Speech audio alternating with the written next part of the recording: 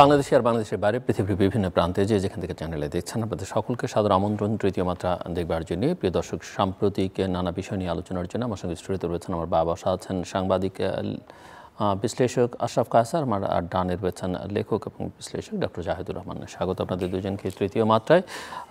গতকালই BNP acting chairperson Tarique Rahman বলেছেন যে নির্বাচন যত দেরিতে হবে ষড়যন্ত্র তত বাড়বে। কি মনে হয় আপনাদের দুজনের কাছে? আশরাফ কায়সার যদি শুরু করেন। একটি আশঙ্কা হচ্ছে যে যেহেতু অন্তর্বর্তী সরকারটি আপনি জানেন যে রাজনৈতিক দলগুলোর সাথে এক ধরনের দূরত্ব তৈরি হচ্ছে বলে আমরা মনে করি, এবং দূরত্বের জায়গাটি কিন্তু নির্বাচন। দূরত্বের জায়গাটি সংস্কারের ধরন কি হবে, সংস্কারের গতি কি হবে, সংস্কারের পরিধি কি হবে। আমার মনে হয় যে সরকার তার দূরত্ব আরেকটু ঘোচানো দরকার রাজনৈতিক দলগুলোর সাথে, এবং তখন আপনি দেখবেন যে এই ধরনের আশঙ্কা কমে যাবে। যেমন আমি বলছিলাম যে একটু আগে আলোচনায় যে আমাদের যদি একটা রোডম্যাপ থাকে যে নির্বাচনটি আসলে কবে হবে, যেমন আমার ব্যক্তিগত ধারণা হলে খুব ভালো হয় 26 জানুয়ারি ফেব্রুয়ারিতে শীতের মধ্যে, এরকম যদি আমি খুব সামনে দেখি। কিন্তু সেটি যদি 2 বছর পরেও হয়, এমনকি 3 বছর পরেও হয়, সরকারের উচিত হবে একটি রোডম্যাপ দিয়ে দেওয়া, তাতে রাজনৈতিক দলগুলো প্রস্তুতি নিতে শুরু করতে পারবে। আপনি জানেন যে গত 3 মাসে বা এমনকি গত 17 বছরে আমরা রাজনৈতিক দলগুলোকে রাজনীতি করতে দেখতে পারিনি, স্পেস ছিল না। দেখুন, তারা শাসনতন্ত্র বা শাসন ক্ষমতা থেকে অনেক দূরে। আমি প্রায় মজা করে বলতাম তাদের হয়তো সিলেবাস হারিয়ে ফেলার অবস্থা হয়েছে, কারণ বাংলাদেশ রাষ্ট্রকে পরিচালনা করার জন্য তাদের নীতি কী, তাদের পদ্ধতি কী, তাদের কাঠামো কী, এমনকি দেখুন তাদের নেতৃত্ব কী। যারা মাঠে ছিলেন তারা আসলে ক্ষমতা কেন্দ্রের জন্য বা দেশ পরিচালনার জন্য প্রস্তুত কিনা। কাজেই রোডম্যাপটি হয়ে গেলে যেটি হবে, রাজনৈতিক দলগুলো প্রস্তুতি নিতে শুরু করতে পারবে, তারা ভাবতে শুরু করবে যে তাদেরও একটি পর্যায়ে তারা অতিক্রম করবে। আরও একটি জিনিস আমার মনে হয় যে বিএনপির মতো দল যারা ক্ষমতায় যেতে চাচ্ছেন বা যাবেন বলে আমি মনে করি নির্বাচন হলে, তাদের উচিত হবে যে অর্থনীতি নিয়ে, রাজনীতি নিয়ে, ডিপ্লোমেসি নিয়ে, এমনকি আমাদের শিক্ষা, আমাদের যে 1.5 কোটি বেকারত্ব, স্বাস্থ্য ব্যবস্থা, এগুলো নিয়ে তারা এখনই কেন তাদের মতামত প্রকাশ করছেন না। দেখুন, 31 দফা বলে আমাদেরকে চুপ করিয়ে রাখা হয়, বলা হয় 31 দফাতেই সব রয়েছে। আমার ধারণা 31 দফার একটা ব্যাপক বিশ্লেষণ হওয়া দরকার, যে আপনি ভারতের সাথে এই যে ভারতের যে আমাদের বর্তমান চেহারাটা আমরা 5ই আগস্টের পরে দেখলাম, এই জায়গায় আপনি স্পেসিফিক্যালি ভারতের ব্যাপারে আপনার ভূমিকা কী। আমি কথাটা এই জন্য বললাম, আমার মনে হচ্ছে যে ক্ষমতা কেন্দ্রিক রাজনীতিতে আপোষের একটা বড় সম্ভাবনা তৈরি হয়। মির্জা ফখরুল ইসলাম আলমগীরের কথায় মনে হলো যে যখনই উনি বললেন যে বরফ গলতে শুরু করেছে, এবং জামায়াতে ইসলামীর আমিরও এরকম করে কথা বলছেন, তাতে কিন্তু মানুষের যে জন আকাঙ্ক্ষা ভারতের ব্যাপারে, যেটি আপনি ঢাকার দেয়ালে দেখতে পাচ্ছেন, 5ই আগস্টের আগে এবং পরে দেখতে পাচ্ছেন, অথবা অন্তর্বর্তী সরকারের প্রধান উপদেষ্টার বক্তব্যে দেখতে পাচ্ছেন, সেই জায়গাটিতে বিএনপির অবস্থান কি আমাদেরকে কিন্তু ব্ল্যাক অ্যান্ড হোয়াইট জানতে হবে। আমরা অন্ধকারে থাকতে চাই না যে নির্বাচিত হওয়ার পরে তারা কি করবেন, জামাতের অবস্থান কি, এমনকি বাম দলগুলোর অবস্থান কি। তখন যেটি মনে হবে যে তারা শাসনের জন্য প্রস্তুত। আমি কিন্তু রাজনৈতিক দলগুলোকে শাসনের জন্য প্রস্তুত দেখছি না। তারা এখন তড়িঘড়ি করে নির্বাচন চাচ্ছেন। তারেক রহমান যেমনটি বলেছেন যে অবশ্যই চ্যালেঞ্জ বাড়বে, কোনো সন্দেহ নেই, কারণ আমাদের অর্থনীতির অবস্থা এখনও অতটা শক্তিশালী হয়নি, বাজারের অবস্থা হয়নি। আপনি আওয়ামী লীগের মতো একটা দলকে বাইরে রেখে দেশ পরিচালনা একসময় তো আমাদের কাছে অবিশ্বাস্য মনে হচ্ছিল, এবং আপনি নাশকতার যে কোনো সম্ভাবনা কিন্তু আপনি উড়িয়ে দিতে পারেন না। ধরেন গত এই যে তিতুমির কলেজ বলি, আমাদের সিটি কলেজ, ঢাকা কলেজ, দ্বৈরথ বলি, অথবা আপনার ব্যাটারি আন্দোলন বলি, আপনি চিন্তা করেন ওই ট্রেনটাতে যেখানে যাত্রীদের উপর আক্রমণ করা হয়েছে, যদি কোনো ব্যাপক নাশকতা হতো, আমি নিশ্চিত বলতে পারি যে এখানে পতিত শক্তির লোকজন ছিল। আমি বসিলাতে ব্যাটারি আন্দোলনের লোকজনকে চেহারা দেখছিলাম, কিন্তু আপনি সরকার হিসাবে আমি কিন্তু তাদের উপস্থিতি খুব ভালো দেখিনি। মানে সরকার বলতে আমরা যা মিন করি, আপনি পুলিশ পাঠাবেন বা সেনাবাহিনী পাঠাবেন, সেটি তো একটি নাগরিক নিরাপত্তার বিষয় রয়েছে। সরকারটি নাগরিক নিরাপত্তায় এখনও যথেষ্ট করছে বলে আমার মনে হচ্ছে না। কাজে যে কোনো সময় সামাজিক অস্থিরতা, কোনো একটি ইস্যু বড় হয়ে ওঠা, নাশকতা তৈরি হওয়া, এরকম কিন্তু সম্ভাবনা বা আশঙ্কা রয়েছে। রাজনৈতিক দলগুলোকে সাথে নিয়েও তো সংস্কারটি করা যায়। দেখুন, যে সংস্কার কমিশন তাদের প্রতিবেদন দিবে, তারপরে রাজনৈতিক, এখানে ডক্টর জাহেদ আছেন, উনি একটি কমিশনে রয়েছেন। আমার কাছে পদ্ধতিগত ত্রুটি মনে হচ্ছে। দেখুন, টিওআরটি শুরু করার সময় যদি রাজনৈতিক দলকে আপনি নিতে পারতেন সাথে, তাহলে তাদের ওনারশিপ অনেক হাই হতো। তারা বলতো এই কমিশন আমাদের। এখন কিন্তু তারা বলছে এই কমিশন সরকারের। কাজেই যে স্টেক হোল্ডারদের জন্য আপনি কমিশন করছেন তাকে যদি 3 মাস পরে আপনি রিপোর্ট দেন, তারপরে যদি সেটি সংশোধন হতে হতে আবার 3 মাস 6 মাস কিংবা 9 মাস চলে যায়, যেমন সংবিধান সংশোধন কমিটি বা পুনর্লিখন কমিশনের ব্যাপারে আমার তাই ধারণা, তখন কিন্তু আপনি দেখবেন সংস্কার প্রক্রিয়া নিয়ে হতাশা তৈরি হবে, রাজনৈতিক দলগুলো কর্মসূচির দিকে যেতে পারেন এবং নাশকতা করার শক্তি বা পরিকল্পনা যাদের রয়েছে সেটিও তারা করতে পারেন। একটা জিনিস শুধু আমাদের নিশ্চিত করতে হবে যে অস্থিতিশীলতা যেন তৈরি না হয়। মানুষ কিন্তু পতিত শক্তির জন্য কোনোভাবেই চিন্তিত না, কিন্তু পতিত শক্তিও মানুষকে নিয়ে চিন্তিত, আমাদের সমাজ নিয়ে চিন্তিত।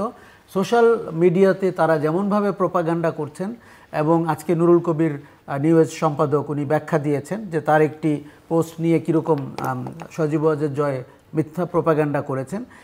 সাধারণ মানুষ 97% মনে করে তাদের খবরের উৎস হচ্ছে ফেসবুক, মানে ভয়ঙ্কর তথ্য। আপনি কোনো নিউজ মিডিয়া আউটলেট না, যার কোনো ক্রেডিবিলিটি নাই, যেখানে আপনি ডক্টরিং করতে পারছেন, যেখানে আপনি ম্যানুফ্যাকচার করতে পারছেন গুজব, সেইটাকে যদি সে নিউজ সোর্স মনে করে, তাহলে আমি খুব চিন্তিত যে আমরা কি করে আসলে সামনের দিনগুলোতে আগাবো। যে আমি জাস্ট একটা ছোট্ট প্রশ্ন করতে চাই। আপনি বলছিলেন যে বলুক সরকার যে 2 বছর 3 বছর, আপনি কি মনে করেন যে সেই সময়টা এখন আর আছে? মানে এটা যদি ইনিশিয়ালি 3 বছর, ইভেন যদি 4 বছর হতো, 5 বছর হতো, মানুষ একভাবে বা রাজনৈতিক দলগুলো একভাবে প্রস্তুতি, কিন্তু বাই দিস টাইম সরকারের দিক থেকে বা সরকারের একটা অংশ এমন সব বয়ান, এমন সব উদ্দেশ্যের কথা তারা ইতিমধ্যেই প্রচার করে ফেলেছে, যেখানে সেই সময় কি কেউ দেবে বলে মনে হয় আপনার কাছে? রাজনৈতিক দলগুলো দেবেও না এবং সন্তুষ্টও হবে না। দেখুন, আমি সরকারকে দেখছি নিজের পায়ে দড়ি বেঁধে হাঁটলে যেরকম দেখতে পাওয়া যায়, সরকারটিকে আমার সেরকম দেখতে মনে হচ্ছে। যেমন নির্বাচনের সময়কাল নিয়ে সেনাবাহিনীর প্রধান একটি কথা বলেছেন, তারপর সরকার প্রতিক্রিয়া দেখালো, তারপরে আসিফ নজরুল বললেন, আবার ধর্ম উপদেষ্টা প্রতিক্রিয়া দেখালেন, এবং শেষ প্রফেসর ইউনুস আল জাজিরাকে যে ইন্টারভিউ দিয়েছেন, ঢাকাতে যেভাবে ইন্টারপ্রেটেড হয়েছে। আবার ব্রিগেডিয়ার জেনারেল সাখাওয়াতকে দেখলাম দেশের বাইরে গিয়ে তিনি বলছেন, উনি আবার দেশের বাইরে বলছিলেন 2026 এর জুন মাসে 26 এর কথা বলছেন, জুনের কথা বলেছেন। আমার ধারণা সরকারের একজন দক্ষ স্পোক্সপারসন দরকার, যিনি সরকারকে রিপ্রেজেন্ট করবেন। সরকারের সবার কথা বলা দরকার নেই। আপনি জানেন যে মাইক্রোফোন দেখলে, টেলিভিশন ক্যামেরা দেখলে আমাদের এক ধরনের অস্থিরতা এবং উত্তেজনা তৈরি হয়, কিন্তু যেই সেন্সিটিভ সময় আমরা পার করছি সেখানে কিন্তু এগুলো ধারণ করার অবস্থায় আমরা নেই। সরকারটি নিজেই যদি বিতর্ক তৈরি করে নিজেদের ভেতরে, একজন দেখুন আমরা 5 জন উপদেষ্টার কথা বললাম, এমনকি প্রধান উপদেষ্টা সহ, তাতে করে কিন্তু বারবার আপনি যখন ক্লারিফাই করছেন আপনার ক্রেডিবিলিটি অনেক নিচে নেমে যাচ্ছে, আপনাকে বিশ্বাস করার অবস্থা কমে যাচ্ছে। এটি সরকারের জন্য খুব ভালো হবে না, কেননা আমরা গুরু দায়িত্বটি বুঝি এবং সরকারের উপরে আমাদের আস্থা ছাড়া অন্য কিছু হওয়ার কোনো সুযোগ নাই। কাজে এই সরকারকে আপনি যদি এখনও শেষ সময় রয়েছে, কিন্তু রোডম্যাপটি কোনো না কোনো দিন তো আপনাকে বলতে হবে। সেটি যদি 5 বছরও আপনার পরিকল্পনায় থাকে, আমি জাস্ট কথা বলছি, কিন্তু আপনি স্টেক হোল্ডারকে প্রস্তুত হওয়ার জন্য সময় দেবেন না, এটা কি ধরনের কর্মপরিকল্পনা? জি, ডক্টর জাহিদুর রহমান। ঝুঁকির প্রশ্নে আসি, চমৎকারভাবে কভার করেছেন আশরাফ ভাই, কিন্তু আরেকটা ঝুঁকি, আরেকটা ভ্যারিয়েবল আছে, খুব গুরুত্বপূর্ণ ভ্যারিয়েবল, সেটা হচ্ছে ট্রাম্পের দায়িত্ব নেওয়া। 20 জানুয়ারি উনি দায়িত্ব নেবেন এবং ট্রাম্প তার নির্বাচনের সময় তিনি তার এক্সে, এখন টুইটার বলতে বলতে আমরা অভ্যস্ত হয়ে গেছি, ওই হ্যান্ডেলে যে স্ট্যাটাস দিয়েছেন আমাদের এখানে হিন্দুদেরকে নিয়ে, যেটা এক্স্যাক্টলি ইন্ডিয়ান প্রোপাগান্ডা, যেটা মনে হবে যে ইন্ডিয়ান কেউ লিখে দিয়েছেন, উনি জাস্ট আপলোড করেছেন, বাট উনি এটা দিয়েছেন। ডক্টর ইউনুসকে এই প্রশ্ন জিজ্ঞেস করা হয়েছে টাইম ম্যাগাজিনের সাথে যে সাক্ষাৎকার সর্বশেষ সেখানেও, এবং উনি পারবেন কিনা, উনি ইভেন আল জাজিরাকে জিজ্ঞেস করা হয়েছিল, আল জাজিরা তাকে জিজ্ঞেস করেছিলেন, তো উনি বলেছেন ওনার বন্ধু আছে রিপাবলিকান পার্টিতেও, কিন্তু আমি আসলে ব্যাপারটাকে এত সরল, এবং উনি বলেছেন যে অর্থনৈতিক সম্পর্কটাই প্রধান, তার ভিত্তিতে এই সরকারটা করতে চান। অন্যান্য জায়গায় বলছেন যে ঝুঁকিটা আসলে অন্য জায়গায়। ঝুঁকিটা হচ্ছে এরকম, ট্রাম্প প্রশাসন এসে মানে ডক্টর ইউনুস সরকারের উপরে খুব সিরিয়াস কোয়ার্সিভ কিছু করবে তারা, কিন্তু ভারত আমাদের সাথে আসলে সুসম্পর্ক চাইছে না, এটা সরকারিভাবে রাষ্ট্রীয়ভাবে ইটস ভেরি ক্লিয়ার। অনেক ক্ষেত্রে তারা আমাদের সরকারের যা যা চাওয়া, যেমন ডক্টর ইউনুস বলেছেন এবং আমরাও মনে করি শেখ হাসিনা আছে, আমি এইটুকুও টলারেট করছি, কিন্তু সে যাতে ওখানে বসে তার কর্মকাণ্ড না করে, কিন্তু ওখানে উনি ফোন রেকর্ড এবং একটা লেটেস্ট রেকর্ডে উনি বলছেন রেকর্ড করে ছেড়ে দাও, একদম এভাবেই ইনস্ট্রাক্ট করছেন, ষড়যন্ত্র করছেন কীভাবে ট্রাম্পের ছবি নিয়ে মিছিল করতে হবে, কীভাবে ছবি তুলতে হবে, তারপর মারপিট হলে সেটা উনি ওনার লিঙ্ক দিয়ে পাঠিয়ে দেবেন, এটা করছে। এবং আমাদের এখানে দুর্গাপূজার সময় ভারতের পররাষ্ট্র মন্ত্রণালয় যে স্টেটমেন্ট দিয়েছে, ইট ওয়াজ ভেরি স্ট্রং এবং খুবই ভুল তথ্যের উপরে ভিত্তি করে। পুরনো ঢাকায় পেট্রোল বোমা মারা হয়েছে, ওই বোতলটা ফাটেনি, ভাঙেনি, ওটা ছবি দেখা যায়, কিন্তু তারা ওদের অফিসিয়াল স্টেটমেন্টস এগুলো বলছেন। সো ভারতের যে কোয়ার্সিভ অ্যাটিটিউড আছে এতদিন পর্যন্ত বাইডেন সেটাকে নিউট্রালাইজ করার চেষ্টা করেছেন এবং আমরা মনে করব নিশ্চয়ই ইউএনজিএতে গিয়ে উনি ওনার নর্ম ভেঙে ডক্টর ইউনূসের সাথে বৈঠক করে আসলে এই বার্তা গ্লোবালি দিতে চেয়েছেন আমরা তার সাথে আছি। ট্রাম্প অন্তত এগুলো করতে যাবে না, ফলে ভারতের যে কোয়ার্সিভ অ্যাটিটিউড সেগুলো বাড়তে থাকবে। এবং আমি যোগ করতে চাই ট্রাম্প প্রশাসনের যে গোয়েন্দা প্রধান তুলসি গাবার্ড, আমি ওনাকে নিয়ে খুঁজতে গিয়ে আমার কাছে কিছু ভয়ই লেগেছে যে এই ধরনের একজন মানুষ হয়েছেন। উনি হোয়াইট আমেরিকান, কিন্তু ওনার মা হিন্দু ধর্ম গ্রহণ করেন এবং উনি এরপর সে কারণে তার সন্তানদের নামে হয়ে রেখেছেন। নট অনলি দ্যাট, উনি এখন 17টা গোয়েন্দা সংস্থার চিফ। সিআইএ, এফবিআইকে আমরা চিনি, এ দুটো তো আছেই, all the military intelligence, navy intelligence, সব এরকম 17টা, কোস্টগার্ড ইন্টেলিজেন্স আমি দেখলাম, দ্যাটস এ হিউজ লিস্ট। এবং উনি হিন্দুত্ববাদী, হিন্দু হয় প্রবলেম নেই, প্রবলেম হচ্ছে হিন্দুত্ববাদী হওয়া। তার অনেকগুলো মন্তব্য, তিনি যেভাবে মোদির প্রশংসা করেন এবং অবাক লাগে, আমার কাছে খুব মনে হবে একটা দীর্ঘ পরিকল্পনার পার্ট। উনি 12 বা 13 সালে ওনার বিয়ে হয় এবং খুব সিগনিফিক্যান্ট মানুষ ছিলেন না, কিন্তু তার বিয়েতে জনাব নরেন্দ্র মোদী চিঠি পাঠিয়েছিলেন রাম মাধবকে দিয়ে। রাম মাধব পরে বিজেপির জেনারেল সেক্রেটারি হয়েছিল, তখন কিন্তু উনি স্পোক্স পারসন, গিয়ে ওই চিঠি পাঠ করে শোনানো হয়েছে। সুতরাং এই লিঙ্কগুলো যদি আমরা সব একত্র করি তাহলে আমরা দেখতে পারবো যে সরকারের সামনে এই ঝুঁকি আছে। ফলে যেটা দাঁড়ালো, বাংলাদেশে একটা সরকার যেটা ক্ষমতায় আছে, যার আসলে অর্গানাইজ ফোর্স নাই, সমর্থন আছে কিন্তু অর্গানাইজ কোনো ফোর্স মাঠে নাই ওনার এটার জন্য। নাম্বার 2 হচ্ছে সরকার ভালো চালাচ্ছেন না। আপনি ছাত্রদেরকে অর্গানাইজড ফোর্স হিসেবে দেখছেন না? দেখছি, যদি অর্গানাইজড হয় এটা খুবই ছোট একটা ফোর্স। মানে আমি একটু বলে ফেলা ভালো যে ছাত্রদের ডিসইলিউশন হওয়া দরকার। মানে শেখ হাসিনার বিরুদ্ধে মুভমেন্টের সময় তারা ডাকছেন, লক্ষ লক্ষ মানুষ রাস্তায় আসছে, দাঁড়িয়ে গুলি খেয়ে মারা যাচ্ছে এবং সেখান থেকে বিদায় করেছে। এরা যে ছাত্রদের নেতৃত্ব মেনে এসছেন, I do disagree with that. তারা সামনে ছিলেন, আমি কথাটা সবসময় এভাবেই বলি। এখানে বিভিন্ন মানুষ, এখানে বিএনপির মানুষ, জামায়াতের মানুষ, এখানে সাধারণ মানুষ, এখানে একেবারে সাধারণ মানুষ রাস্তায় নেমে এসছে। ফলে যখন শেখ হাসিনার পতন হয়েছে তখন আসলে তাদের অনেকেই আর মাঠে নাই, এটা তাদের ফোর্স না। মানে তাদের ফোর্স যদি হয়ে থাকে তাহলে তারা দল করে সেটা দেখাতে পারতেন। এবং রিসেন্টলি আমরা দেখতে পাচ্ছি তাদের বিভিন্ন কর্মসূচিতে খুব ডাকে, শুরুর দিকে যেমন মানুষ আসতো সেরকম মানুষ আসছে না। তো এটা দিয়ে হবে না। একটা পলিটিক্যাল গভর্নমেন্ট, ইভেন আওয়ামী লীগের কথাও বলছি, আওয়ামী লীগের কিন্তু শুধু সরকার না, তার একটা অর্গানাইজড পার্টি আছে, একেবারে গ্রাম পর্যন্ত যার সংগঠন আছে। এটাকে দুভাবেই, আপনি এটাকে চাইলে স্বৈরাচারী ব্যবস্থার জন্য ব্যবহার করতে পারেন, আবার আপনি এটাকে চাইলে দেশের পক্ষেও ব্যবহার করতে পারেন। সো বিএনপির যেরকম একটা ফোর্স আছে গ্রাসরুট পর্যন্ত, ইভেন জামায়াতের আছে গ্রাসরুট পর্যন্ত যে ফোর্স থাকা। সুতরাং একটা পলিটিক্যাল গভর্নমেন্টের হাতে যদি দায়িত্ব থাকে এই টাফ টাইমটাতে, দ্যাটস আ হাই প্রবাবিলিটি যে এই ঝুঁকিগুলো কমানো যাবে। এবং আরেকটা জিনিস আমি একটু যোগ করে রাখি, সাম্প্রতিক সময়ে আমাদের হিন্দু সম্প্রদায়ের মানুষের কিছু বক্তব্য, কিছু আচরণ চট্টগ্রামে হয়েছে। চট্টগ্রামে তারা বড় বড় মহাসমাবেশ করেছেন এবং যে দাবিগুলো জানাচ্ছেন, এবং 2 দিন আগে রংপুরে হয়েছে, ওখানে বক্তব্যের মধ্যে বলা হচ্ছে হিন্দু সম্প্রদায়কে উৎখাতের চেষ্টা সফল হতে দেওয়া হবে না। মানে যিনি ওনাদের নেতা তিনি এই ধরনের একটা বক্তব্য দিয়েছেন। এখন আমাদের দেশে কেউ কি হিন্দু সম্প্রদায়কে উৎখাত করার কোনো চেষ্টা কেউ কোথাও করছে? আমরা তো এই দেশে থাকি, আমাদের হিন্দু মানুষদের সাথে পরিচিতি আছে। শেখ হাসিনার পতনের পর কি কি ঘটনা ঘটেছিল সেগুলো নিয়ে ব্যাখ্যা যথেষ্ট হয়েছে, আমরাও কথা বলেছি। তারা কিছু সাফার করেছেন, কিছু ক্ষেত্রে সমস্যা হয়েছে, কিন্তু এটা কি উৎখাত করার মতো চেষ্টা? সব কিন্তু একটা ন্যারেটিভ বিল্ডিং দেখতে পাচ্ছি, ন্যারেটিভ বিল্ডিং দেখতে পাচ্ছি। চট্টগ্রামে সমাবেশ হলো, ওখানে একটা ভুল হলো, ভুলটা অনেক বড় ছিল তাও মনে করে জাতীয় পতাকার সাথে, তারপর আপনি মামলা করে দিলেন, তার প্রতিবাদে আবার মারাত্মক রকম অনেক বড় একটা সমাবেশ হলো এবং রিপিটেডলি বলার চেষ্টা করা হলো।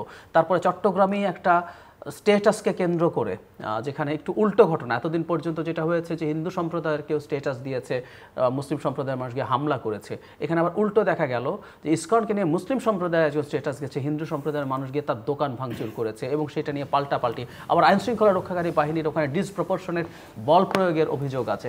সব কিছু মিলে কিন্তু ইন্ডিয়ার যে মূল ন্যারেটিভটা, সেই ন্যারেটিভটা আস্তে আস্তে কিন্তু ট্র্যাকশন পাচ্ছে। সুতরাং আমাদের এই সব ঝুঁকিগুলো আসলে সামনে আছে। একটা নির্বাচন আমার মনে হয় এই প্রেক্ষাপটে খুব বেশি ডিলেইড হওয়া আমাদের রাষ্ট্রের জন্য ঝুঁকিপূর্ণ হবে।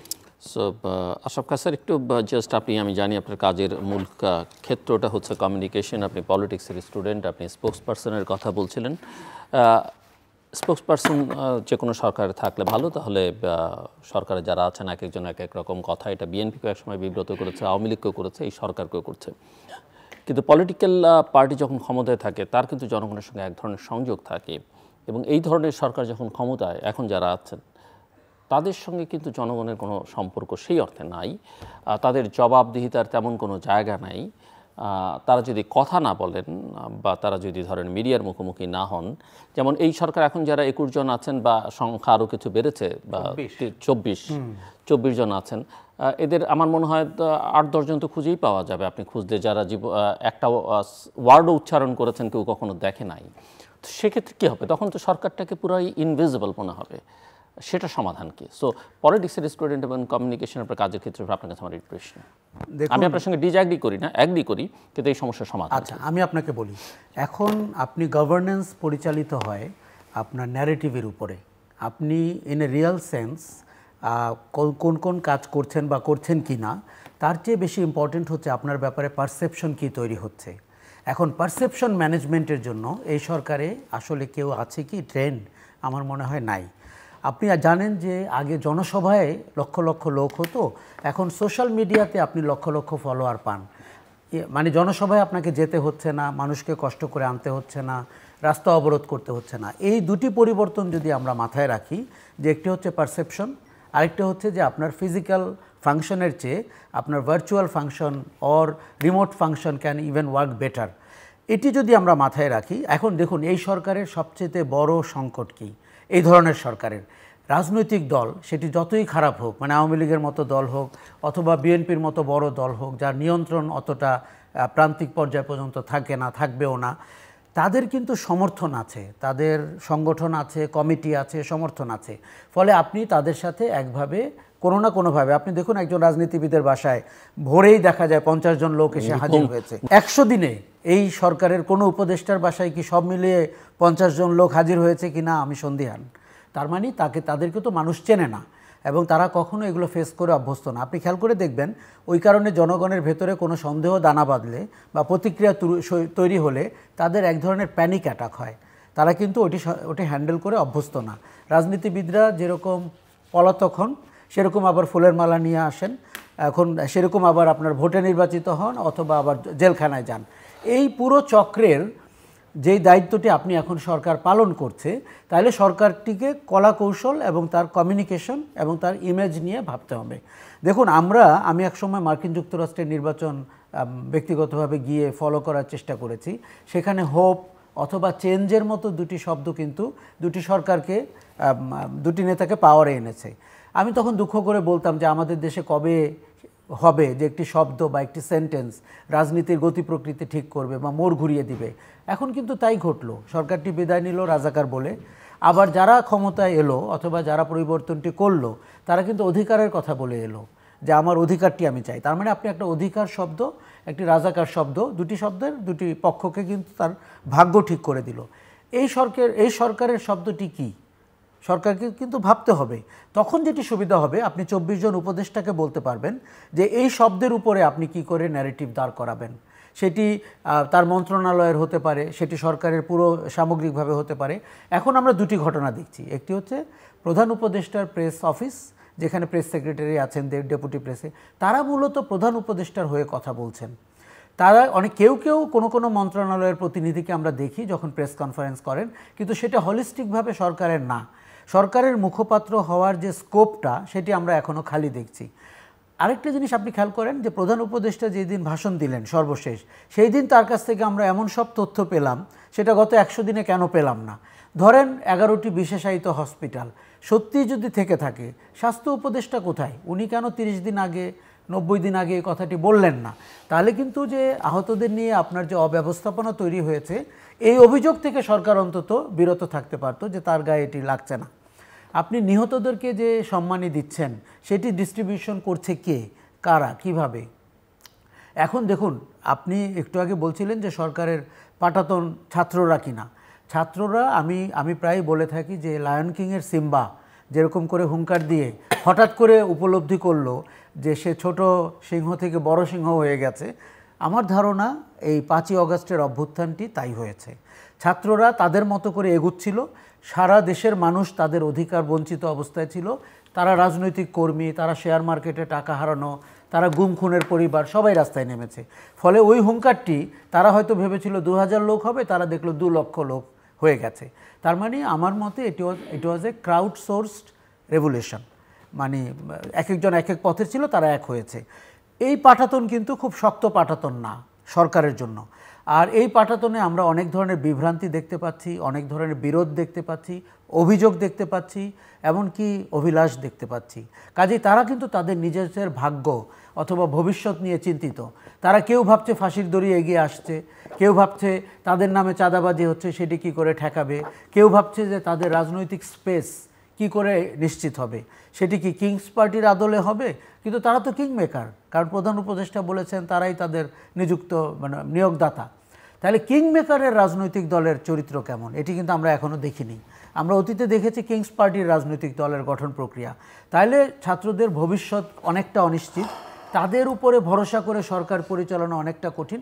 আমি মনে করি যে প্রেস অফিসের উপরে আপনি তার মধ্যে আপনার ঘাড়ে দায়িত্ব রয়েছে ন্যারেটিভ বিল্ড করা।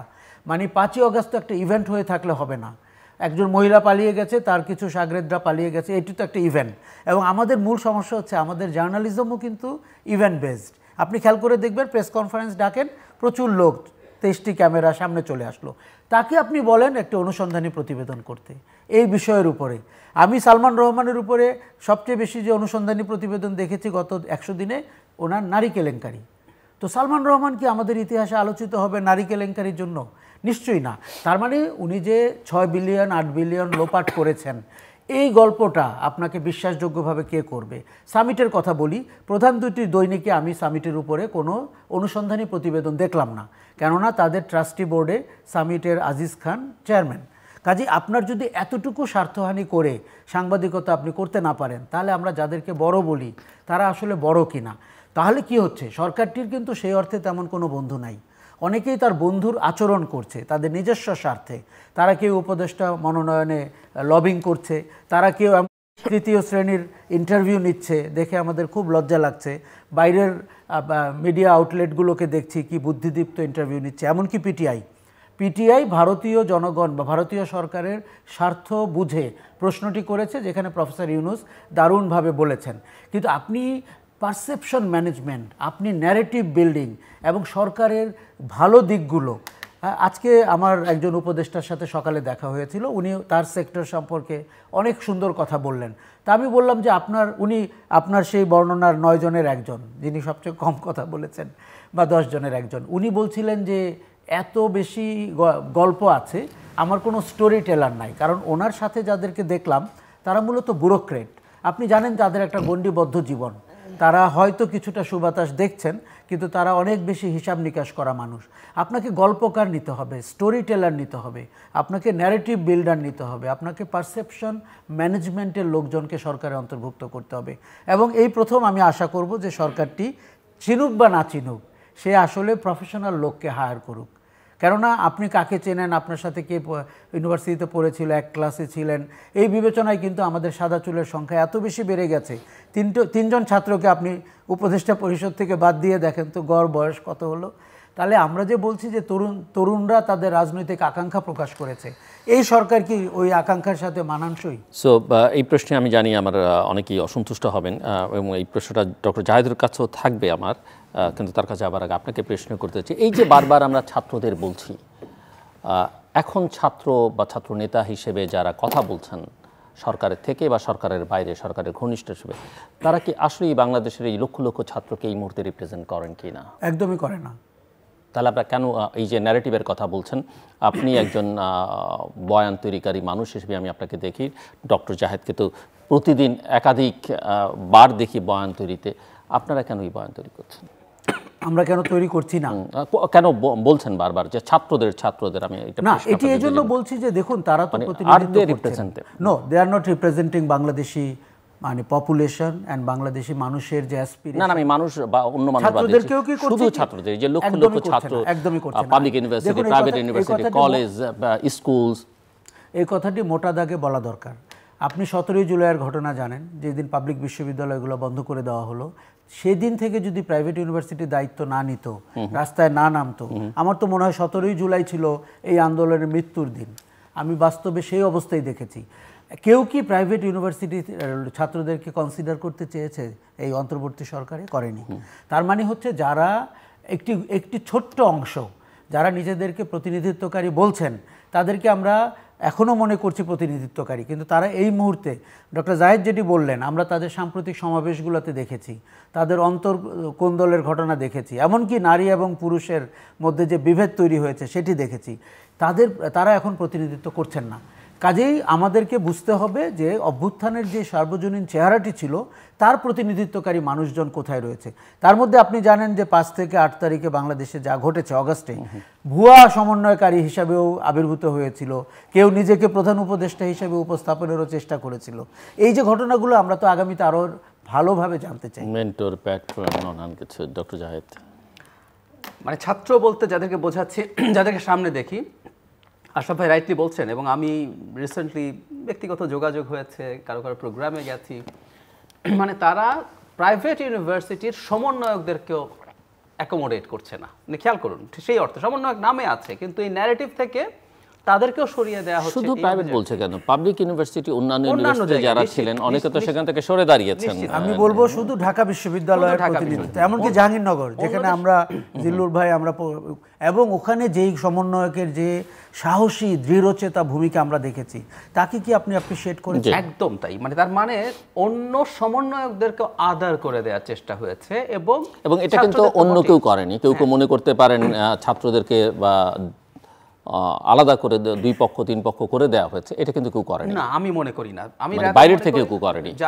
যারা ওই সময় সিগনিফিক্যান্ট দেখাচ্ছিল তারাই আর এই অ্যাকোমোডেটিভ না করে তারাই এটার ক্রেডিট, ইনফ্যাক্ট ক্রেডিট ক্লেম করার চেষ্টা তো হয়েছে। রীতিমতো প্রধান উপদেষ্টাও at one point at least was convinced যে এটা একটা মেটিকুলাসলি প্ল্যান্ড মুভমেন্ট এবং এটা একটা ব্রেইন আছে এই মুভমেন্টের পেছনে। সো সামহাউ ওনাকেও তো এই ন্যারেটিভটা ফিড করা হয়েছে। সো এটা একটা ঘটনা তো ছিলই। এবং যখন একটা স্ট্রাকচার্ড অর্গানাইজেশন থাকে না, তখন সে সবাইকে রিপ্রেজেন্ট করে। ধরুন বিএনপি বা ইভেন আওয়ামী লীগের নির্বাচন নিজেদের মধ্যে হোক না হোক, তাদের দলের সভানেত্রী নির্বাচিতভাবে হোক না হোক, কিন্তু ওদের দলের সভানেত্রী ইন্ডিকেট করে যে এই গ্রাসরুট পর্যন্ত তাকে তারা নেতৃত্ব মানছে। ছাত্রদের ক্ষেত্রে এটা হচ্ছে না। কিন্তু তারা যখন কথা বলছে ছাত্র জনতা, এই যে ছাত্র জনতার কথা বলে তারা তাদের প্রেশার গ্রুপ হিসাবে কাজ করছেন, তারা তাদের নানান মন্তব্য সামনে আনছেন, এটা আসলে এই সূত্র ধরেই, আপনার কথার সূত্র ধরেই আমি যদি আরেকটা প্রশ্ন করি যে প্রফেসর মোহাম্মদ ইউনূস তিনি যদি ধরেন অন্তর্বর্তীকালীন সরকার প্রধান না হতেন, বাংলাদেশের সামনে কোনো অপশন ছিল না ওই মুহূর্তে, কেউ অন্য কারো কথা ভাবেনি, কিন্তু তার তেমন কিছু আসতো যেত না। হয়তো শেখ হাসিনা সরকার থাকলে তাকে জেলে যেতে হতো, সরকারের পরিবর্তন হয়েছে, তার জেলে যাওয়ার কোনো পরিস্থিতি আর থাকতো না।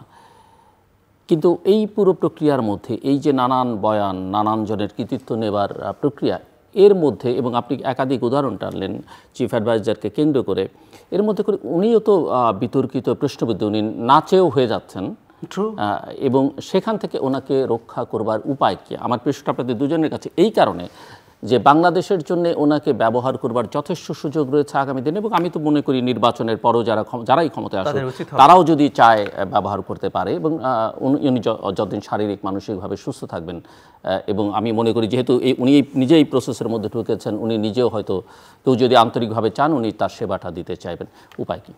কেউ কেউ আমি মাঝে মাঝে আমাকে ব্যক্তিগত পর্যায়ে একটা কথা বলেন যে ডক্টর ইউনূস তো যেমন চেয়েছিলাম তেমন পারছেন। আমি বললাম সব বাদ দেন, এই সরকার খুব খারাপ করছেও যদি মনে করেন, তারপর একটা কথা মনে রাখবেন, শেখ হাসিনা যাওয়ার পর যদি আমাদের মাথার উপর ডক্টর ইউনূস না থাকতেন, ভারত, আমি আবারও বলছি খেয়াল করুন, ভারত কি করতে পারতো?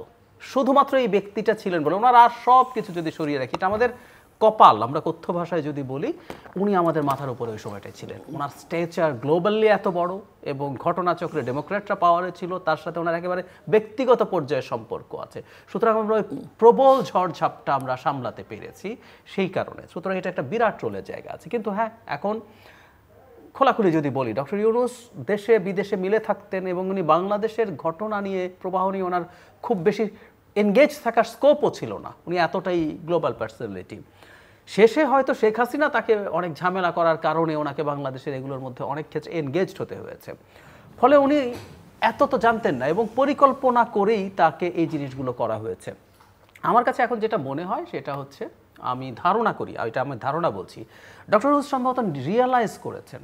আপনি খেয়াল করবেন স্টুডেন্টদের চাপ, স্টুডেন্টরা যা চাইছেন সেটাই করতে হবে, এই ঘটনাটা ডক্টর ইউনূস সম্ভবত সরে এসছেন অনেক ক্ষেত্রেই। উনি এখন ব্রডার ক্ষেত্রে, আমি প্রেসিডেন্টের কথা যদি বলি, স্টুডেন্টরা দুটো আলটিমেটাম দিয়েছিল, একটা হচ্ছে ছাত্রলীগ ব্যান করা, আর একটা হচ্ছে প্রেসিডেন্টকে সরাতে হবে। তো ছাত্রলীগ ব্যান করা হয়েছে, ইট ওয়াজ এ সফট টার্গেট, কিন্তু প্রেসিডেন্টের ক্ষেত্রে আমরা দেখলাম বিশেষ করে বিএনপি এবং তার কিছু সহযোগীরা মিলে যখন চাইলো না, সরকার ওই নেগোসিয়েশন করে সেই জায়গা থেকে সরে আসলো এবং ছাত্রদের ওই চাপে আমলে নিচ্ছে না। আওয়ামী লীগ নিষিদ্ধ করা নিয়ে কিন্তু একই ধরনের আলোচনা আমি দেখছি, মানে ছাত্ররা এখনও, ছাত্র বলতে আমি সমন্বয়কদেরকে বোঝাচ্ছি, তার ছাত্র ওই যে এটা আসলে আমাদের বলতে বলতে অভ্যাস হয়ে গেছে, সমন্বয়করা এখনও খুব তীব্রভাবে চাপ দেওয়ার চেষ্টা করছেন যে আওয়ামী লীগকে নিষিদ্ধ করা, অন্তত বাহ্যিকভাবে, তাদের ভেতরে ইচ্ছে কি জানি না। তারাও কিন্তু এখন পলিটিক্স করছেন, তারাও দল আছে, দল করবেন, এটা অলরেডি নিশ্চিত।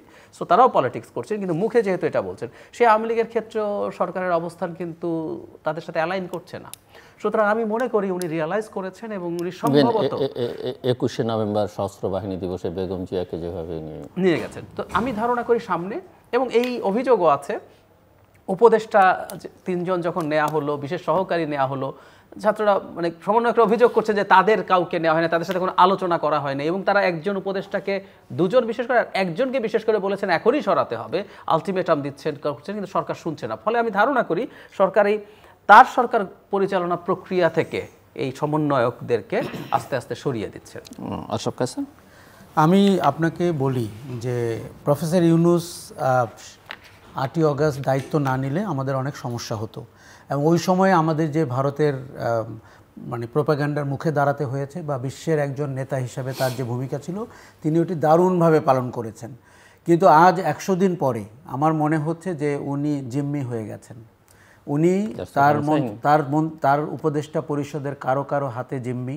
উনি ছাত্রদের কাউকে মাস্টার মাইন্ড বলে তার নিজের কাছে জিম্মি হয়েছেন, এবং উনি যেভাবে ব্রিফড হয়েছিলেন সেটা হয়তো হি ওয়াজ রংলি ব্রিফড। এখন আমি 2-1টা উদাহরণ দেখছি যে উনি হয়তো ডালপালা মেলার চেষ্টা করছেন, একটু বিয়ন্ড দেখার চেষ্টা করছেন। কিন্তু আপনাকে বলি, গত শাসনটির ব্যাপারে আমাদের অভিযোগ ছিল শাসনটি স্বচ্ছ এবং জবাবদিহিমূলক না। আপনি বলুন তো, এই শাসনটি কি স্বচ্ছ এবং জবাবদিহিমূলক? আমরা মনে করি না। দেখুন, ছাত্ররা বা ওই যে বৈষম্য বিরোধী জোট যদি আহত হয়ে থাকে যে 2 জন উপদেষ্টা নিয়োগ কী করে হলো, বাংলাদেশের মানুষও তো আহত, তারাও তো জানতে চায় আপনি কোন ক্যাটাগরিতে। দেখুন, আপনি যদি নির্বাচন কমিশনার নেওয়ার জন্য সার্চ কমিটি করতে পারেন, উপদেষ্টা নেওয়ার জন্য সার্চ কমিটি করেন না কেন? এটি কেন হাতে রেখে দেওয়া হয়েছে যে আমরা যখন যাকে চাইব? এটি তো সবচেয়ে অগণতান্ত্রিক আচরণ, এবং এটি তো সবচেয়ে অস্বচ্ছ। সংবিধান অনুযায়ী প্রধানমন্ত্রী বা সরকার প্রধান যিনি, তিনি তার পছন্দ যতজন ইচ্ছা সংবিধান অনুযায়ী। দেখুন, আমি যে কারণে কথাটি বলছি, এখন বিপদে পড়ে গেলে এবং আমাদের যদি অরাজকতা তৈরি হয়, তখন কি আমরা এই অভিযোগে ওনাকে তো অভিযুক্ত করতে চাচ্ছি না যে উনি ওনার মন মতো সরকার চালিয়েছেন, এখন পুরো দেশটি খাদে পড়ে গেল। আমরা চাচ্ছি আগাম পূর্বাভাস দিতে যে কোন জায়গাটিতে খাদে পড়ে যেতে পারে। ছাত্রদের একটা বড় ব্যাপার হবে। দেখুন, আমি মনে করি ছাত্ররা যদি রাজনীতি করতে চায়, যেটি তারা করতে চাচ্ছে, তাদের 3 জন উপদেষ্টাকে আপনার অন্তর্বর্তী সরকার থেকে বেরিয়ে আসতে হবে। এটি আমি বলছি এই অর্থে, আপনি নির্বাচনের পরের দিনই দেখবেন এদের ব্যাপারে মূল অভিযোগটি কী দাঁড়াবে, যেই পাওয়ারে আসুক। কাজে ইতিহাসে যে কী লেখা রয়েছে এদের জন্য, সেটি তারা এখনও পাঠ করতে পারছে না, এবং তাদের অনেক বয়ান, অনেক বিতর্ক, অনেক ইচ্ছা, সেগুলোর আসলে একটু মানে অগণতান্ত্রিক এবং কখনো কখনো হঠকারী, কখনো কখনো মানুষের মতের প্রতিচ্ছবি না। কাজেই তাদেরকে অনেক উপলব্ধি করতে হবে তারা রাজনীতি করে নির্বাচনে কি করতে চান, এবং তারা এই সরকারের উপরে, আপনি যেমনটি বলছিলেন যে আমরা আস্থা রাখতে চাই, তারা কি আস্থা রেখেছে নাকি তাদের কাজ এই সরকারকে দিয়ে করিয়ে নিচ্ছে? আমি ক্ষমতায় থাকলে যেটা হয়, সত্যি মিথ্যা নানা রকমের কথাবার্তা বাজারে করিডোরে চালু থাকে, এবং সেটা তাদেরকে নিয়ে হচ্ছে অনেক নেগেটিভ কথাবার্তা হচ্ছে। জিজ্ঞেস করেছিলাম যে এই উপদেষ্টা পরিষদ কি করে হলো, উনি বলেছেন ছাত্ররা চেয়েছে তাই। তা আমি ছাত্র নেতাদের সাথে জিজ্ঞেস করে দেখলাম, ওরা বললো যে 60% লোককে তারা আসলে চায়নি, তারা জানতেনও না এরা কারা। কাজে একটা অস্বচ্ছ ব্যাপার রয়েছে, এটি কিন্তু সরকারটির জন্য ভালো না। এখন এই সরকারকে আরও স্বচ্ছ হতে হবে, অ্যাকাউন্টেবল হতে হবে, এবং মানুষের সাথে কমিউনিকেশন বাড়াতে হবে। সরকারটি মানুষের সাথে কমিউনিকেশনে ভীষণ পুয়ার, এবং কখনো কখনো তারা অ্যাডমিনিস্ট্রেটিভ রদবদলকে ব্রেকিং নিউজ বলে চালাচ্ছেন। এটি আমাদের মিডিয়ারও একটা বদভ্যাস হয়ে গেছে। আমার কাছে একটাই ব্রেকিং নিউজ, শেখ হাসিনা গ্রেফতার হয়ে ঢাকার পথে, তখন আমরা বলবো যে এটা একটা ব্রেকিং নিউজ। কাজেই সরকারটি মানুষের মতের ব্যাপারটি বুঝতে হবে, তার এক্সপেকটেশন বুঝতে হবে, নিজেদের দৌড় কতটা সেটা বুঝতে হবে। ট্রেমেন্ডাস রোল পালন হয়েছে 8ই অগস্ট থেকে পরবর্তী 15 আর দিন। ব্রেকিং নিউজটা তো যে ব্রেক করে তার জন্য, সবার জন্য না। সবাই যদি একই সুরে এটা ব্রেকিং নিউজ, বেসিক্যালি যে টেলিভিশন চ্যানেল বা যে মিডিয়া ব্রেক করবে তার জন্য সেটা ব্রেকিং নিউজ। যে প্রসঙ্গটা ঘুরে ফিরে বারবার আপনারা আনবার চেষ্টা করছেন, ভারতের প্রসঙ্গটা, এবং এখানে সরকার প্রধান কী করছে, অন্যান্য নানানজন কীভাবে এটা নানান ন্যারেটিভ তৈরি করবার চেষ্টা করছে, সম্পর্কটা আসলে কোন জায়গায়? যেমন আশরাফ কাসার নিজে বলেছেন যে বিএনপি এটাকে একভাবে, বা জামাত যেভাবে জন আকাঙ্ক্ষার বাইরে গিয়ে হয়তো অনেকে অনেক কিছু করবার চেষ্টা করছে, কিন্তু এই প্রশ্নটা তো আসে যে জন আকাঙ্ক্ষা বা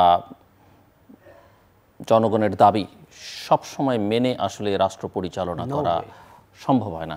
তো ভারত ইস্যুটা বা ভারত বাংলাদেশ সম্পর্কটাকে আসলে কিভাবে হ্যান্ডেল করা উচিত বলে আপনি মনে করেন?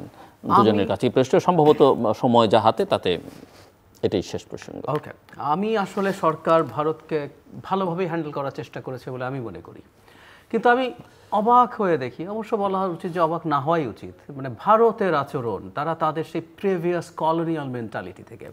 ডক্টর ইউনূস দায়িত্ব নেওয়ার আগেই ভারতের মিডিয়ার সাথে কথা বলেছেন প্যারিস থেকে, আমি তার প্রত্যেকটা, বেশ কয়েকটার সাথে করেছেন, প্রত্যেকটা ইন্টারভিউ খুব মন দিয়ে শুনেছি। দেশে আসার পর পিটিআই এর সাথে কথা হয়েছে দীর্ঘ সময়, অন্যান্য বিদেশি মিডিয়ার সাথে যখন, দেশি মিডিয়ার সাথে যখন কথা বলছেন, ভারত প্রসঙ্গ আসছে। মানে ডক্টর ইউনূস কি বলছেন? ডক্টর ইউনূস বলছেন আমাদের যে ন্যায্য ইস্যুগুলো আছে এগুলো নিয়ে আমরা কথা বলতে চাই, আমাদের সীমান্তে হত্যা করা যাবে না, সীমান্তে যখন হত্যা হচ্ছে আমরা স্ট্রংলি স্টেটমেন্ট দিচ্ছি।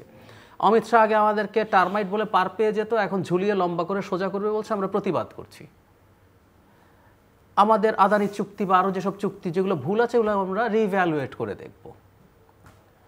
মানে ডক্টর ইউনূস যা যা বলছেন হিন্দু সম্প্রদায়ের উপরে ব্যাপার নিয়ে খুব ক্যাটাগরিক্যালি বলেছেন যে ইভেন উনি, তুমি আসতে বলেছেন যে তোমরা লোক পাঠাও, লোক পাঠাও, দেখে যাক যে এখানে যে যে ঘটনা কিছু ঘটেছে, কিন্তু এটা পলিটিক্যাল কারণে ঘটেছে, এটা কমিউনাল না, পলিটিক্যাল হওয়া উচিত না। কিন্তু এটাকে তারা যেভাবে ন্যারেটিভ, যে ন্যারেটিভ তৈরির কথা বলছেন আশরাফ ভাই বারবার, তাদের ন্যারেটিভ তো এটা আসলে ট্রাম্পের কাছে ওই ন্যারেটিভ চলে গেছে।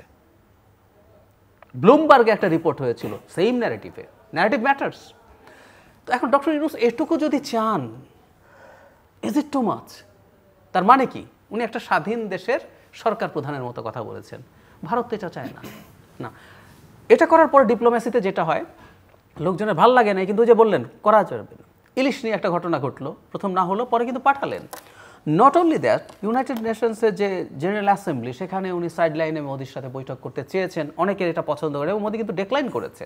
তাতে এক অর্থে মনে হবে যে আমাদের প্রধান উপদেষ্টাকে উনি একটা মেসেজ দিলেন, একটা টাফ মেসেজ দিলেন।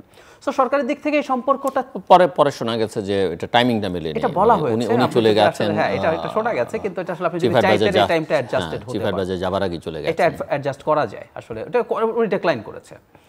এখন বাংলাদেশের দিক থেকে আমি এখন পর্যন্ত মেজর কোনো ভুল দেখি না। এখন আমি নাগরিক হিসাবে এটুকু বলতে প্রস্তুত, ভারতের সাথে সম্পর্কে শর্ত যদি হয় হোয়াট শেখ হাসিনা ডিড তাই করতে হবে, আম সরি, আমি এটা কখনোই দেখতে প্রস্তুত না। আবার কেউ যদি মনে করে ভারতের সাথে যুদ্ধংদেহী হয়ে ভারতের সাথে একটা যুদ্ধ বাঁধিয়ে দেবো, কিছু মানুষজন আছে এরকম স্লোগান তৈরি করছে, 7 সিস্টার্স থাকবে না রে, ইত্যাদি ইত্যাদি, আমি খুব স্ট্রংলি কন্ডেম করি এগুলো।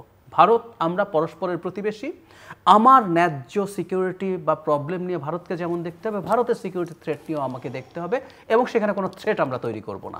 এই বাইরে ভারতের আসলে এই সিদ্ধান্ত নিতে হবে তারা আমাদের সাথে কীভাবে সম্পর্ক চায়। আমি ভারতের দিক থেকে প্রবলেম দেখছি এবং অবাক হই, ভারত রীতিমতো নিজের নাক কেটে পরে যাত্রাভঙ্গ বলে না, বাংলায় একটা প্রবচন আছে, আমি এটার ইংরেজিতে এমন কোনো প্রবচন পাইনি, মানে ওরা করে না যেহেতু আমরা করি।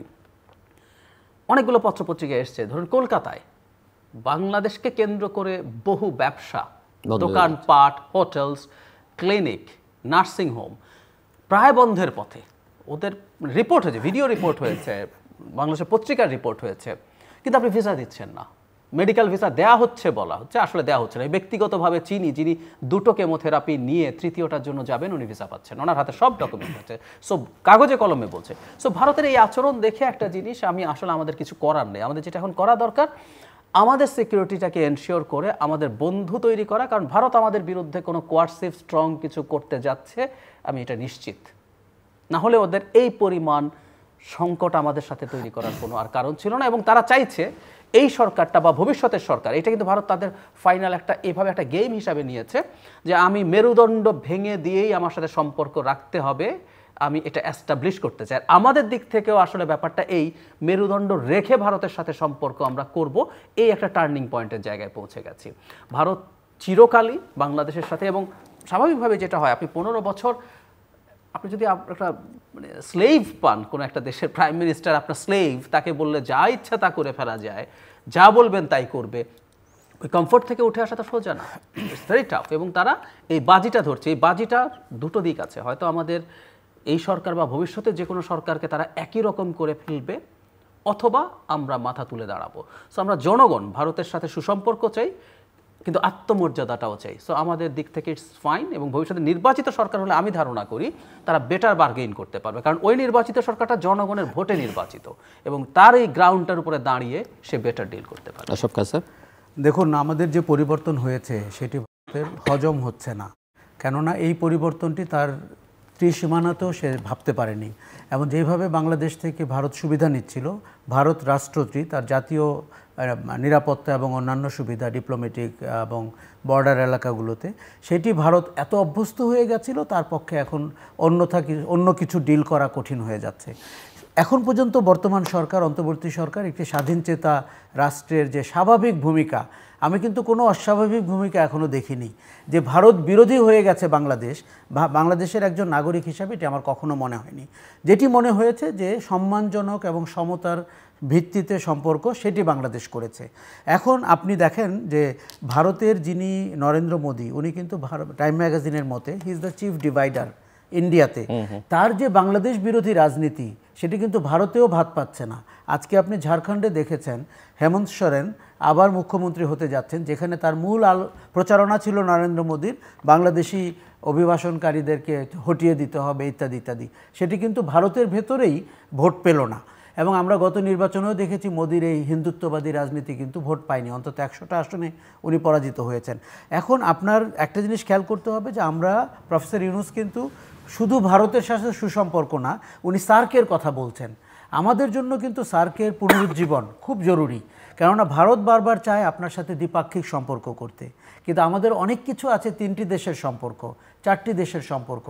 সাউথ এশিয়া যদি একটা পাওয়ার হাউস হতে পারে, সেটাতে বাংলাদেশ এনর্মাসলি বেনিফিটেড হবে। কাজেই প্রফেসর ইউনূস এই কথাটি বলছেন। এখন আপনাকে দেখতে হবে যে ভারত অতীতের যত প্রবলেম আমাদের সাথে ছিল, তার সাথে নতুন প্রবলেম যোগ হয়েছে শেখ হাসিনা।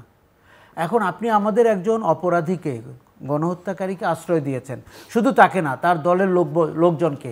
আপনি একবার ভেবে দেখুন তো, ধরেন আপনি একজন ভারতীয় কূটনীতিক অথবা নাগরিক, আমরা যদি মিজোরামের কোনো নেতাকে, বিচ্ছিন্নতাবাদী নেতাকে বাংলাদেশে আশ্রয় দিতাম, এবং সেটি বারিধারা ডিপ্লোম্যাটিক জোনে, এবং সেখানে বাংলাদেশের মন্ত্রীরা গিয়ে কথা বলতো, ভারতের কেমন উপলব্ধি হতো? তার কিছুটা ছিটেফোঁটা অতীতে ঘটেছিল, 10 ট্রাক অস্ত্র মামলা জাতীয়। তারপর আমরা ভারতকে দেখেছি সে কী করে ব্যবহার করছে। আমরা ভারতের ব্যাপারে, স্পেশালি ভারতের জন্য আমাদের ন্যারেটিভটি এমন করে সাজাতে হবে যাতে করে তারা উপলব্ধি করতে পারেন। দেখুন, আমাদের শেখ হাসিনাকে তারা যতদিন ফেরত না দিবে, ততদিন পর্যন্ত ভারতের সাথে কিন্তু এই মানে একটা অস্বস্তিকর সম্পর্ক, সেটা কিন্তু দূর হবে না। তাদেরকে ধরে নিতে হবে যে ডক্টর জাহেদ যেমনটি বলছিলেন, ভারত সাংঘাতিক বড় মাপের বেটে অভ্যস্ত হচ্ছে এবং সে বড় কিছু করার জন্য তৈরি হচ্ছে। ভারতের কিন্তু শান্তি হবে না যদি ভারতপন্থী একটি সরকার বাংলাদেশে নির্বাচিত কিংবা অনির্বাচিত এই অবস্থায় না যায়, সে পর্যন্ত শান্তি হবে না। তার মানে হচ্ছে আমরা ধরে নিলাম এই অনির্বাচিত সরকার বা অন্তর্বর্তী সরকার তার মেয়াদ পূর্ণ করলো, যতদিনই হোক, তারপরে যারা নির্বাচিত হচ্ছেন তারা কি ভারতপন্থী একটি সরকার হবেন? এবং রাজনীতিবিদরা কি এই ঝুঁকি নেবেন যে সময় বাংলাদেশের জনগণ, মানুষ, তারা কোনো রাজনৈতিক দলের বাউন্ডারির বাইরে গিয়েই ভারত বিরোধিতা করছে, ভারতীয় পণ্য বর্জন করছে, ভারতের আগ্রাসনের নিন্দা করছে, অথবা মাওলানা ভাসানীকে তার মৃত্যুর 48 বছর পর আবার স্মরণ করছে একজন জাতীয়তাবাদী নেতা হিসাবে? এই উপলব্ধি, আমার ধারণা, আপনার প্রশ্নের উত্তরে বলি, ভারত যদি সত্যি একটি ম্যাচিওর দেশ হিসাবে নিজেকে উপস্থাপন করতে চায়, বাংলাদেশের পরিবর্তনের সুরটি তার ধরতে হবে। এবং মানুষের যে আকাঙ্ক্ষা, পরিবর্তনের, সেটি তাকে ধরতে হবে। এখন আপনি ভিসা বন্ধ করে দিয়েছেন, এখন আপনি সেই অর্থে আমাদের ডিপ্লোম্যাটিক সম্পর্ক নাই, এবং আপনি বাংলাদেশের নেতৃত্বকে প্রশ্নের মুখে ফেলেছেন। ভারত যেরকম আওয়ামী লীগকে বিপণনের দায়িত্ব নিয়েছিল গত 15 বছরে, 3টি পচা নির্বাচনকে সার্টিফাই করেছিল, ঠিক একইভাবে উল্টোটা করছে এখন। এই সরকারকে জঙ্গি সরকার বলছে, এই সরকারকে ইসলামিস্ট সরকার বলছে, বাংলাদেশকে একটি আফগানিস্তানের মতো করে বর্ণনা করছে। এবং পশ্চিমা বিশ্বে আপনি জানেন যে ভারতের মানে অর্থনীতির কারণে হোক, সাইজের কারণে হোক, একটা গ্রহণযোগ্যতা আছে, আমরা সেটি অস্বীকার করছি না। এখন ট্রাম্প তো একজন, নূর হোসেনের পাশাপাশি ট্রাম্প এখন একটা বাংলাদেশের রাজনীতির চরিত্র হিসাবে আবির্ভূত হয়েছেন। কিন্তু পশ্চিমা বিশ্বে, বিশেষ করে ইউরোপে বা মার্কিন যুক্তরাষ্ট্রে, ভারতের প্রোপাগান্ডা, ভারতের ন্যারেটিভের এগেনস্টে আমি বাংলাদেশকে বেশ অসহায় দেখতে পাচ্ছি। দেখুন, প্রধান উপদেষ্টা যে ইন্টারভিউগুলো দিচ্ছেন সেটির একটা মান আছে এবং তার মধ্যে একটা ধারও আছে, কিন্তু বাকি সরকার কোথায়, দেশটি কোথায়? কাজে আমাদের, আমি যতটুকু আবার সেজন্য আলোচনাটাকে আমি ওনাকে আলাদা করে একটা আলোচনা করব। আমি বলছি যে আমাদের একটা দারুণ করে উইন্ডো ড্রেসিং করতে হবে, যা স্টোরি টেলাররা করবেন, ন্যারেটিভ করবেন। এই যে গণহত্যা হয়েছে, আমার এক বন্ধু সেদিন তানজানিয়াতে গিয়েছিল একটা ওয়ার্কশপে, ও বলল যে নেপালও জানে না আমাদের এখানে কি হয়েছে, তানজানিয়া তো দূরের কথা। সেখান থেকে আমরা বললাম যে আমাদের কি একটা বহু ভাষার ন্যারেটিভ তৈরি করা দরকার, ইংলিশ দিয়ে শুরু, তারপরে স্প্যানিশ, তারপরে আরব, এই ভাষার সরকারকে এই জায়গায় ইনভেস্ট করতে হবে। দেখুন, অতীতেও আমরা বলছিলাম যে অবকাঠামো করে আপনি টিকে থাকতে পারবেন না, আপনাকে মানুষের সাথে ভালো ব্যবহার করতে হবে। এই সরকারের ক্ষেত্রেও প্রযোজ্য। আপনি অনেক ভালো কাজ করছেন, ওনারা অনেক ভালো ছাত্র কিন্তু, এবং সৎ এবং সজ্জন, কিন্তু ওনারা ন্যারেটিভ কি দাঁড় করাচ্ছেন? ওনারা কি ঘরটি তৈরি করছেন যেটি স্টোরি টেলিং করবে ফর ইয়ার্স টু কাম? আমার মনে হয় করছেন না। সো আমি আরেকটা প্রশ্ন, যেহেতু খানিকটা সময় আমার হাতে আছে, ছোট্ট করে যদি আপনার উত্তর দেন। শেখ হাসিনার বিচার, আমি বাকিদের কথা পরে আলোচনা করি। দু ধরনের বক্তব্য আছে। এক হচ্ছে যে ওনার বিচার যে ট্রাইব্যুনাল করা হচ্ছে সেখানে ওনাকে এনে বিচার করা। অনেকে মনে করেন যে এখানে বিচার করলে ওনার বিচারটা শেষ পর্যন্ত কেউ না কেউ প্রশ্ন তুলবার সুযোগ থেকেই যাবে, ওনার আন্তর্জাতিক আদালতে বা দেশের বাইরে বিচার হওয়া উচিত, থেকে বিচার হওয়া উচিত, এবং সেক্ষেত্রে সেই বিচারের ফলাফল যাই হোক না কেন, সেই বিচার দেশের ভেতরে বাইরে এক ধরনের গ্রহণযোগ্যতা পাবে এবং সেটা নিয়ে প্রশ্ন তুলবার কোনো সুযোগ থাকবে না। কি মনে হয়? আমি কিন্তু আন্তর্জাতিক আদালতে যে বিচারটি আমি কিন্তু সেটির পক্ষে। কেন? দেখুন, এবারের গণহত্যার মতো এত লাইভ ডকুমেন্ট ফুটেজ, এবং গুলি করছে সরাসরি, শুধু পুলিশ বিডিআররা না, কিন্তু তার ছাত্র সংগঠন, তার যুব সংগঠন, এইরকম করে একটি যে আপনার হাতে যে ডকুমেন্ট রয়েছে, এটি কেন আপনি বিশ্বের দরবারে উপস্থাপন করবেন না? কাজেই তিনি গণহত্যাকারী। তারপরে আপনি দেখেন 1800 মানুষের এই যে আয়না ঘরে থাকা, আপনার বিনা বিচারে হত্যা করা, গুম হয়ে যাওয়া, তাদের প্রত্যেকের ব্যাপারে কিন্তু আপনার বিশ্বের দরবারে যাওয়ার সুযোগ রয়েছে। এমনকি আমি বলবো যে 3টি নির্বাচন গুম করা, আমি অনেক দিন থেকে বলছি যে আমি সেই দিন শান্ত হব যেদিন নির্বাচন গুম করার জন্য একটি শাস্তির ব্যবস্থা করা হবে, কারণ আগামীতে ঘটবে না এটিও আমরা বলতে পারি না। শেখ হাসিনার বিচারটি আমি মনে করি আন্তর্জাতিক আদালতে যাওয়ার ব্যাপারটা ঠিক হবে। তাতে বিশ্বে, ওই যে আমি ন্যারেটিভের কথা বলছি, বিশ্ব তখন এক দাগে দেখতে পাবে যে যেই ভদ্রমহিলা এই কাণ্ড ঘটিয়ে এসছেন তার জন্য বিচারের জন্য আমরা আন্তর্জাতিক দপ্তরের দ্বারস্থ হয়েছি, ওই আমাদের সাক্ষ্য সবুত নিয়ে, এবং পৃথিবীতে তাদের সাক্ষীরা এখনও বেঁচে আছেন। এবং ওই বিচারটি হলে বিশ্বে আপনি যে প্রশ্ন তোলার যে সুযোগটি বলছেন সেটি কিন্তু থাকবে না। আমাদের এখানে মান যতই ভালো করার চেষ্টা করা হোক, এক ধরনের রাজনৈতিক পক্ষপাত দুষ্টের ঘটনা ঘটবে এবং বিচারের মান নিয়ে প্রশ্ন উঠবে, এবং তার জন্য কিন্তু তার লোকজন ইতিমধ্যেই তৎপর হয়েছেন। কাজেই আমার মনে হয় মনোযোগ দেওয়া উচিত আন্তর্জাতিক বিচারে, এবং আন্তর্জাতিক বিচারে আমরা সাক্ষ্য প্রমাণ সহ গিয়ে যত সহজে করতে পারবো এবং যতটা গ্রহণযোগ্য হবে, সেটি কিন্তু দেশের কোনো আন্তর্জাতিক অপরাধ ট্রাইব্যুনালে বিচার হলে সেটি হবে না।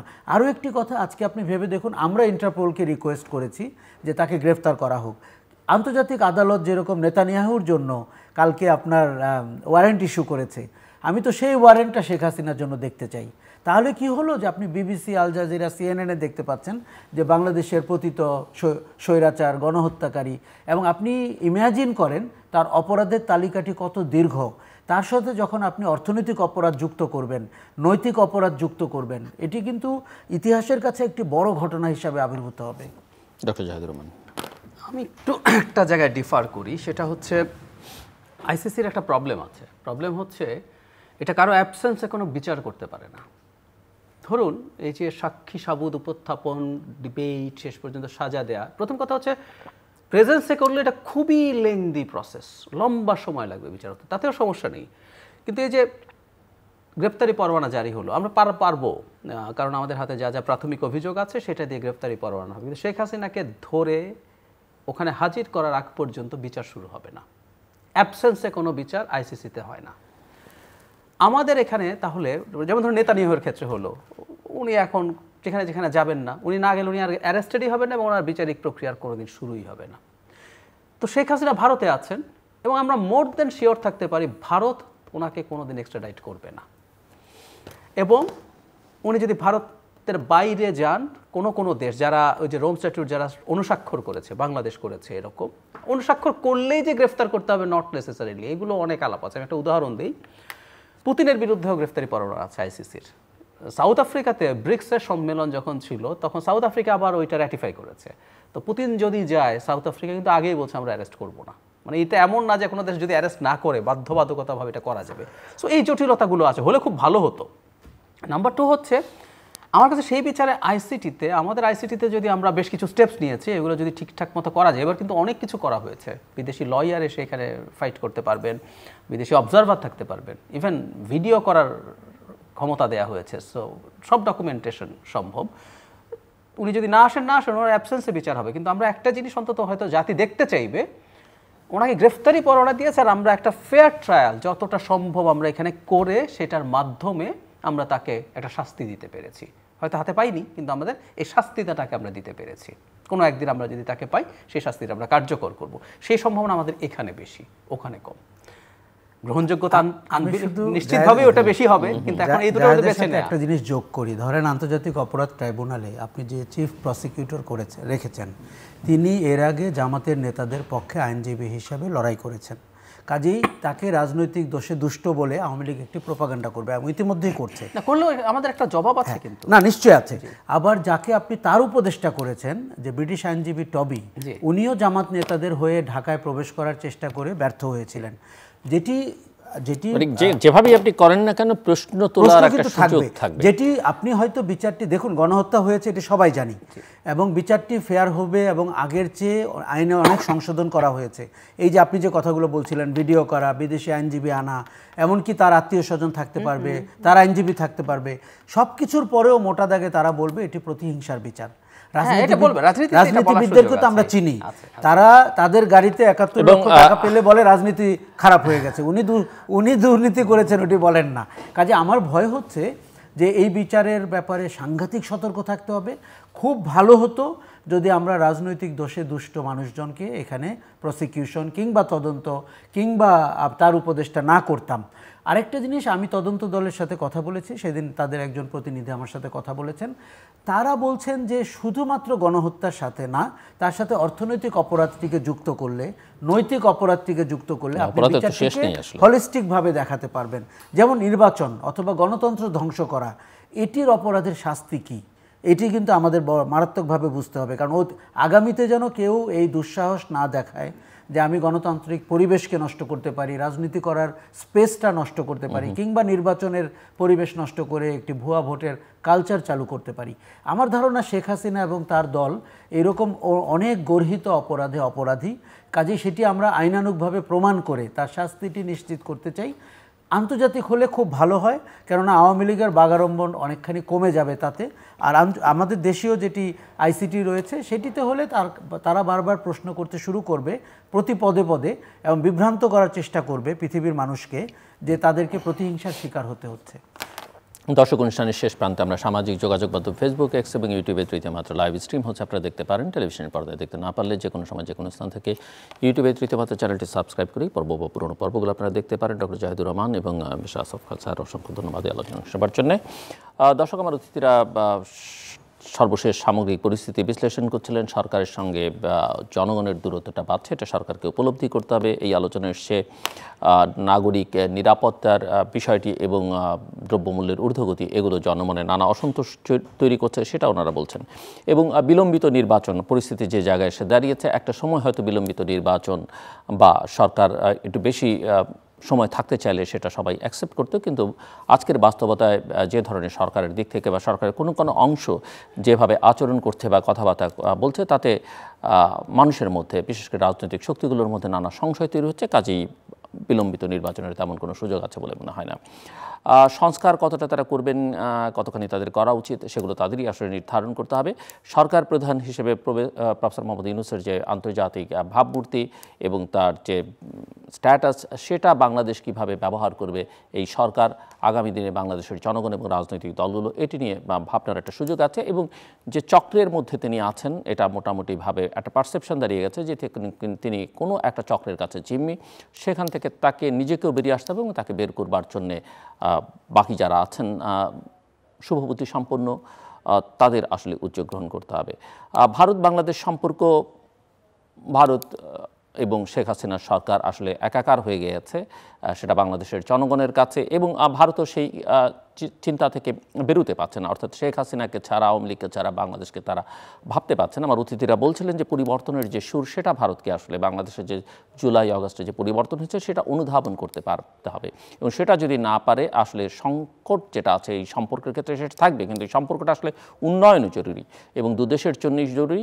তবে সেটা অবশ্যই উইন উইন সিচুয়েশন থেকে করতে হবে।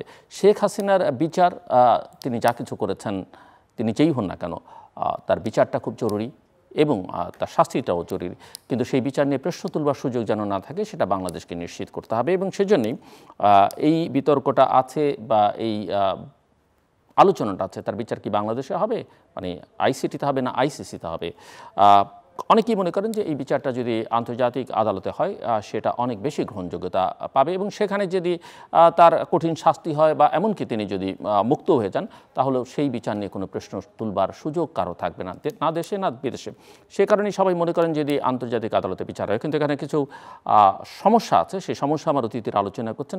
সেক্ষেত্রে বাংলাদেশ ভারত সম্পর্কের এই জায়গাটা একটা নতুন জায়গায় নিয়ে যাবার জন্যে ভারতের সঙ্গে বার্গেনিংয়ের ক্ষেত্রে শেখ হাসিনাকে কীভাবে, কোথায়, কীভাবে হস্তান্তর করা হবে, কার কাছে হস্তান্তর করা হবে, বা তাকে কীভাবে বিচারের সম্মুখীন করা যায়, সেটাও একটা প্রধান ইস্যু হয়ে দাঁড়াবে।